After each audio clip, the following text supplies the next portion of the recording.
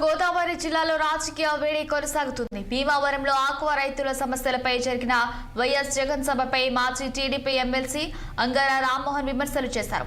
ఆది రైతుల సభ కాదని కేవలం రాజకీయ సభ మాత్రమేనని ఆరోపించారు. ఆక్వా రైతులతో నేరుగా మాట్లాడకుండా వైసీపీ నాయకులే ఎక్కువగా పాల్గొన్నారని విమర్శించారు.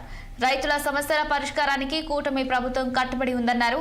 జగన్ ఎన్ని విమర్శలు చేసినా ప్రజలు నమ్మే పరిస్థితి లేదని అంటున్న అంగార రామ్మోహన్ తో మా పశ్చిమ గోదావరి జిల్లా ప్రతినిధి నిమ్మల ఆది ఫేస్ టు ఫేస్.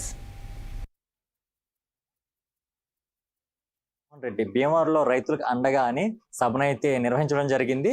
దీని మీద మంతం మండలానికి మాజీ ఎమ్మెల్సీ సీనియర్ నాయకులు అంగార రామ్మోహన్ రావు గారు అయితే ఉన్నారు. వారిని అడిగి దీని మీద అడిగి తెలుసుకుందాం. సార్ నమస్తే అండి.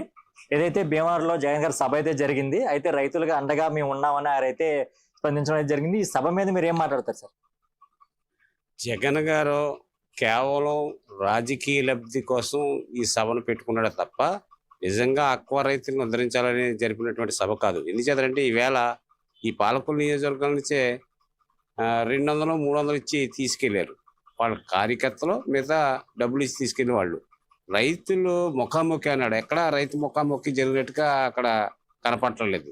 మరి అయినా ఆక్వా రైతుల గురించి మాట్లాడే నైతిక హక్కు జగన్ గారికి లేదు. నువ్వు 5 ఏళ్ళు ముఖ్యమంత్రిగా ఉన్నప్పుడు సరైనటువంటి సీడ్ కంపెనీలో సీడ్ సప్లై చేయలేదు. ప్లాంట్లు వాళ్ళ ఆయాలు కూడా కరోనా టైంలో 100 రూపాయలు కేజీకి తీసేసుకున్నారు. మేము వార్నింగ్లు ఇస్తాం, మీ పని మీరు చేయండి అని వేళ ప్లాంట్ వాళ్ళతో ఆలోచింపడ్డావు. ఆనాడు అంతా గ్రహించారు. మరి ఈవేళ నువ్వు ఏదో ఆక్వా రైతుల్ని ఉద్ధరిస్తానంటున్నావు.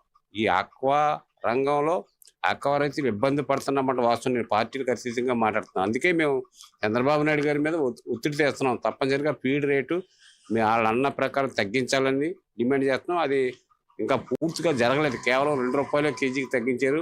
ఆ రకంగా ఉంటే రైతాంగానికి కొద్ది ఇబ్బంది అవుతుంది. ఎందుకంటే ఆక్వా రైతులు ఈవేళ 12% ఆదాయం రాష్ట్ర ప్రభుత్వం తీసుకొస్తున్నారు. తర్వాత 30-40% ఇక్కడి నుంచే ఎక్స్పోర్ట్ అవుతుంది. దేశంలో ఎక్స్పోర్ట్ అయ్యే సరుకులో 30%-40% ఓన్లీ మన ఆంధ్రప్రదేశ్ నుంచే ఎక్స్పోర్ట్ అవుతుంది. అందుచేత ఆక్వా రంగాన్ని ఆదుకోవాలి. కానీ జగన్ అంతా తంతు నాటకం. నిజమేనంటే సాక్షాత్తు ఈ జిల్లాలో ఆయన పాదయాత్రకు వచ్చినప్పుడు ఒకసారి చెప్పాడు గణపవరంలో, నేను అందరికీ కూడా రూపాయలకి కరెంట్ ఇస్తానని ఆయనాడు పెద్ద ప్రగల్భాలు కలిపాడు. వచ్చాక జోను నాన్ జోను రైతుగా నేనే 92 నుంచి ఆక్వా రైతుగా ఉన్నాను. నేను ఒక రాజకీయ నాయకుడిగానే కాదు. నువ్వు ఒకే సరిహద్దులో నాకు 4 మీటర్లు ఉంటే 1 మీటర్ ఏమో 4 రూపాయలు వేసావు, 3 మీటర్లు ఏమో రూపాయలు వేసావు. ఈ రకంగా రైతులు ఆక్వా రైతులు దోపిడీ చేసాడు జగన్ ప్రభుత్వంలో. ఈవేళ కేవలం ఏదో రాజకీయ లబ్ధి కోసం వస్తుంది ఈవేళ అనుకున్నావు.